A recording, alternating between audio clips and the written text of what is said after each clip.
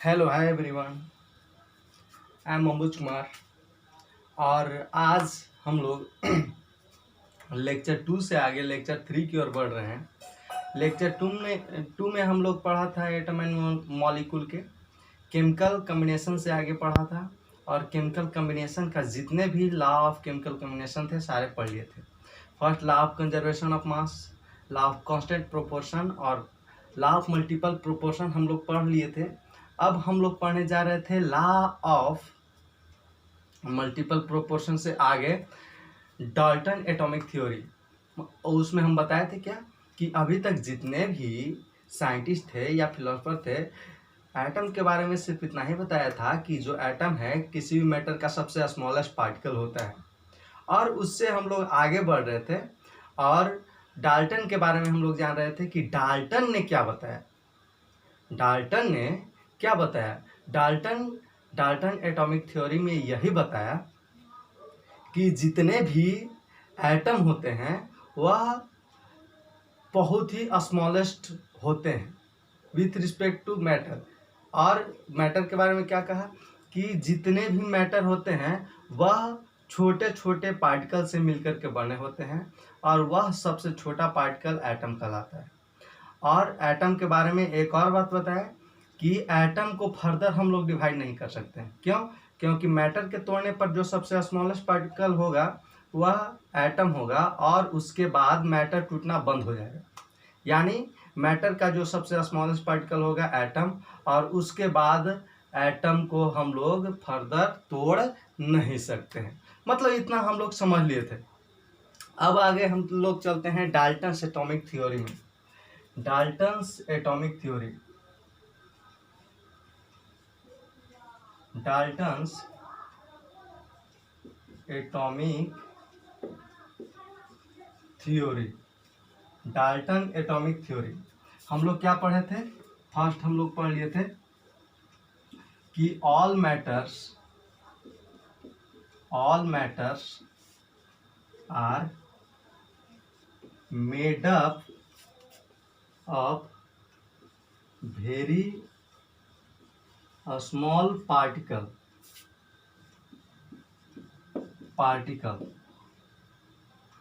is known as very small particle is known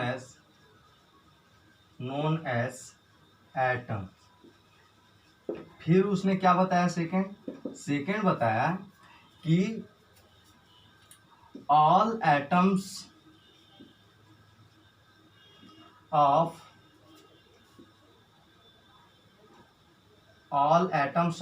an element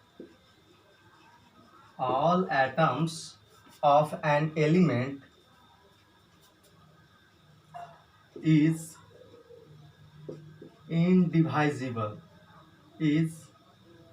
या are कहो, are indivisible and it can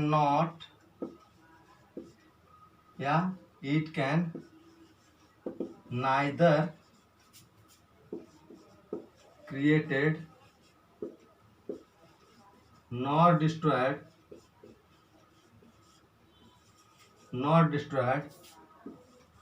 during chemical reaction।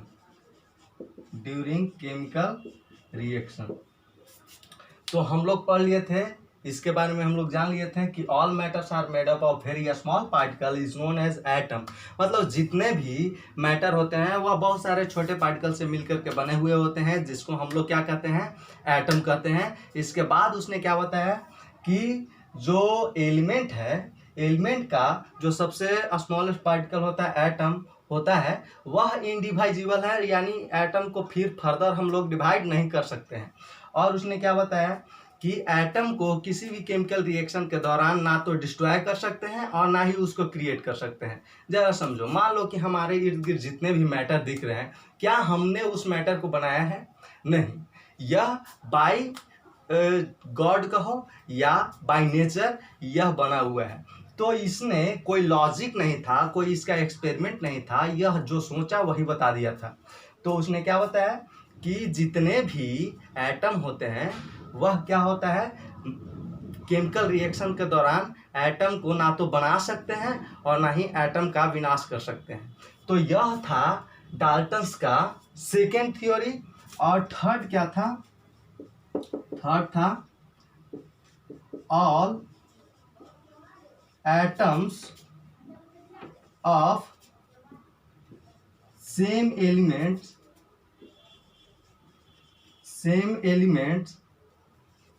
have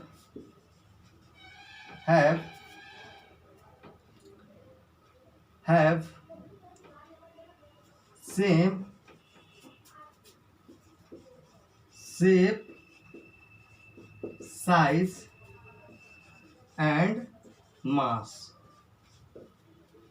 क्या कि जितने भी atom होते हैं सेम एलिमेंट का, उसका शेप, साइज और जो मास होता है, मास कहो या फिर वेट कहो, वह इक्वल होते हैं। जैसे उसका मानना एक सिंपल सा थेसिस से हम लोग समझ सकते हैं। मान लो कि वह जो बाय नेचर बता रहा था, कोई एक्सपेरिमेंट तो किया नहीं था, तो वह क्या बताया, मान लो कि हम 2 वाटरमेलन लिए और दोनों वाटरमेलन सेम है, क्योंकि दोनों तो वाटरमेलन ही है। अब क्या कर रहे हैं कि इसके सीड्स के बारे में हम बात करते हैं, इसके सीड्स के बारे में बात करते हैं। वाटर को ले लिए as a element, water as a element यहाँ पे वाटरमेलन एज ए एलिमेंट यहाँ पे सेम है। तो क्या कहा कि यदि सेम एलिमेंट होगा तो उसका एटम भी क्या होगा, शेप एंड साइज में या फिर कहो मास में वह सेम होगा। तो यहाँ पे एलिमेंट को क्या मान लिया, एलिमेंट को मान लिया, वाटरमेलन को एलिमेंट मान लिया और उसके सीड्स को क्या मान लिया, एटम्स मान लिया। और उसके अनुसार यह बात कहा कि सेम एलिमेंट का जो एटम होता है वह क्या होता है, सेम होता है और उसका शेप, साइज एंड मास भी क्या होता है, सेम होता है। लेकिन यह बात एक्चुअली क्रॉस कर दिया गया कब, जब आइसोटोप्स का खोज हुआ। जब हम लोग आइसोटोप्स का खोज किए, जब आइसोटोप्स का खोज हुआ तो यह जो था इसका कहना कि सेम एलिमेंट का एटम का shape and size and mass same होता है, यह गलत साबित हो गया। जरा समझो, आइसोटोप्स, आइसोटोप्स होता क्या है। आइसोटोप्स के बारे में कहते हैं कि यहाँ पे सेम एटॉमिक नंबर और डिफरेंट क्या होता है, डिफरेंट मास नंबर, या इसको कहो एटॉमिक मास कहो। तो इसका एग्जांपल देख ले रहे हैं, क्लोरीन जिसका एटॉमिक नंबर 17 है, मास 35 है। क्लोरीन एटॉमिक नंबर 17 है, मास 37 है। अब क्या कर रहे हैं कि यहाँ पे जो यह कह रहा था कि सेम एलिमेंट का जो एटम होता है वह सेम होता है शेप, साइज एंड मास में, यह गलत साबित हो गया। और यहाँ पे हम लोग देख रहे हैं क्या कि इसका एग्जाम्पल क्रॉस करने वाला आइसोटोप्स है। आइसोटोप्स यहाँ पे देख रहे हैं कि क्लोरीन जो है, क्लोरीन का जो एटॉमिक नंबर सेम है लेकिन मास डिफरेंट है। जब मास डिफरेंट है तो यहाँ पे इस जो डाल्टन्स का एटॉमिक थ्योरी था उसके थेसिस को यहाँ पे कट कर दिया गया। अब हम लोग आगे बढ़ते हैं, यह थर्ड थेसिस हम लोग देख लिए या थर्ड थ्योरी देख लिए डाल्टन्स एटॉमिक थ्योरी का। अब फोर्थ हम लोग थ्योरी देखते हैं। फोर्थ थ्योरी क्या कहा था डाल्टन ने चौथा थ्योरी बताया कि ऑल एटम्स ऑफ डिफरेंट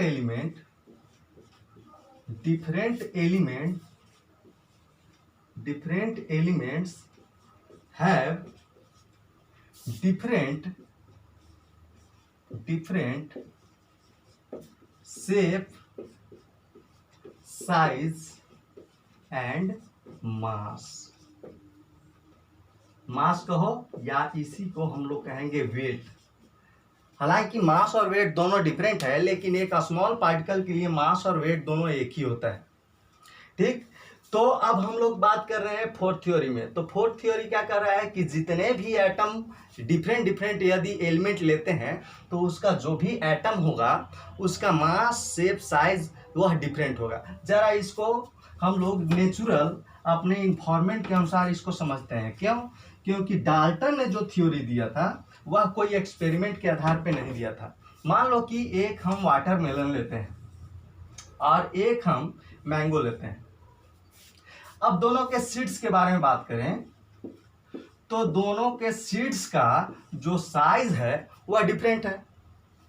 तो वह सिंपल अपने जो इन्फॉर्मेंट के अनुसार बताया तो ऐसा ही बताया होगा कि यह सेम एलिमेंट यदि नहीं है, डिफरेंट एलिमेंट है, तो इसके अंदर, और सीड्स को क्या मान लेते हैं हम लोग? एटम मान ले रहे हैं। तो डिफरेंट एलिमेंट का जो एटम होगा उसका मास और शेप एंड साइज डिफरेंट होगा। तो यह था उसका फोर्थ थ्योरी। अब हम लोग पांचवा थ्योरी में उसके चलते हैं कि पांचवा थ्योरी क्या बताया। और यह जो थ्योरी था, चौथा थ्योरी, कि डिफरेंट एलिमेंट का जो एटम होगा वह different shape, size and mass का होगा, उसको कट कर दिया गया। ड्रॉबैक रीजन रहा उसका आइसोबार्स।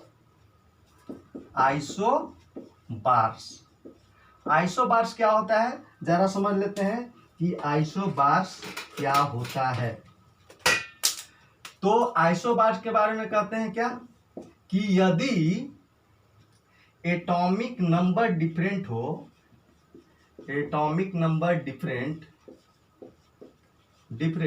लेकिन मास नंबर सेम हो, मास नंबर क्या हो? सेम हो, तो ऐसे एलिमेंट्स को हम कहते हैं आइसोबार्स। जरा इसका एग्जांपल देख लेते हैं। आर्गन जिसका एटॉमिक नंबर 18 होता है लेकिन मास नंबर 40, और जहां तक कैल्शियम की बात करें तो इसका एटॉमिक नंबर 20 होता है, मास नंबर 40। यानी यह दोनों डिफरेंट एलिमेंट है लेकिन मास यहाँ पे देख रहे हैं कि दोनों का इक्वल है। दैट मीन्स हम लोग कह सकते हैं क्या कि यह जो डाल्टन ने कहा था कि यदि डिफरेंट एलिमेंट लेंगे तो उसका जो एटम होगा उसका mass and shape and size क्या होगा? डिफरेंट। यह गलत हो गया। क्यों? क्योंकि हम डिफरेंट एलिमेंट यहाँ पे ले रहे हैं, देखो आर्गन एंड कैल्शियम, और यह दोनों क्या है? डिफरेंट एलिमेंट होने के बावजूद इसके मास क्या है? इक्वल। तो जो डाल्टन्स का चौथा थ्योरी था वह आइसोबार्स के कारण ड्रॉबैक कर गया, मतलब फिनिश हो गया। अब हम लोग इसका पांचवा थ्योरी चलते हैं। डाल्टन का फिफ्थ थ्योरी क्या था?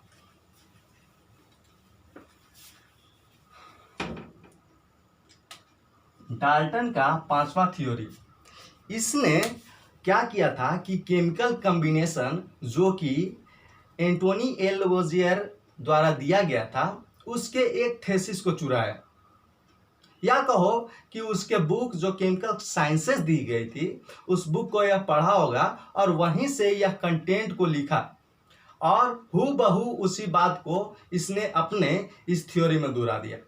क्या कहा कि in a given compound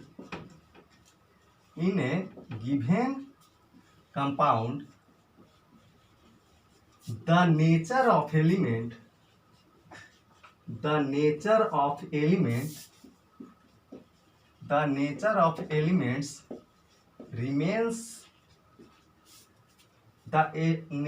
elements remains fixed, and these elements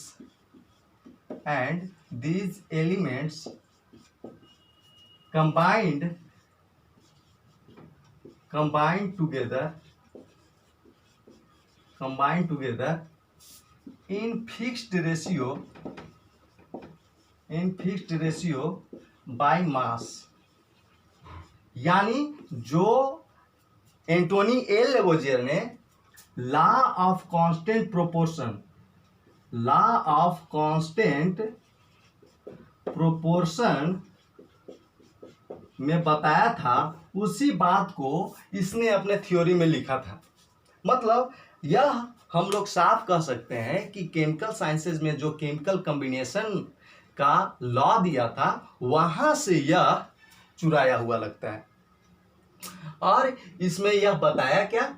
इसमें यह बताया कि यदि हम किसी भी सोर्स से कोई कंपाउंड को लेते हैं तो उस कंपाउंड में प्रेजेंट जो एलिमेंट होगा उस कंपाउंड में प्रेजेंट जो एलिमेंट होगा उस एलिमेंट का रेशियो बाय मास फिक्स्ड होगा। जरा समझते हैं कैसे। जैसे मान लो कि हम रिवर से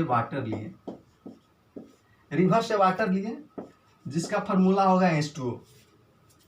यह जो वाटर है इसमें हाइड्रोजन और ऑक्सीजन का मिक्सअप है, यानी हाइड्रोजन और ऑक्सीजन के मिलने से ही वाटर बना है। यदि इसके मॉलिक्यूल के मास का रेशियो, यदि इसके एटम के मास के रेशियो देखते हैं तो यहाँ पे इसका 2 ग्राम मास होगा और ऑक्सीजन का 16 ग्राम। यदि दोनों का रेशियो देखेंगे तो 1:8 आ जाएगा। यह रिवर द्वारा लिया गया वाटर था जिसमें हाइड्रोजन और ऑक्सीजन 1:8 में प्रेजेंट है। यदि हम किसी हैंडपंप से वाटर लेते हैं, तो क्या यहाँ पे हाइड्रोजन और ऑक्सीजन का रेशियो चेंज कर जाएगा? नहीं, यहाँ भी हाइड्रोजन और ऑक्सीजन का रेशियो 1:8 ही रहेगा। दैट मीन्स कि यह जो था लॉ ऑफ कांस्टेंट प्रोपोर्शन हूबहू उसी लॉ को इसने दोहरा दिया और कहा क्या कि यदि किसी सोर्स से कंपाउंड को लेते हैं तो कंपाउंड में प्रेजेंट जो एलिमेंट होगा उसको रेशियो बाय मास फिक्स्ड होता है, यानी कांस्टेंट होता है। तो यह था डाल्टन्स का 5th रूल। और 6th रूल क्या कहा कि जितने भी एलिमेंट होते हैं वह सिंपल, जितने भी कंपाउंड होते हैं वह सिंपल होल नंबर रेशियो में होता है।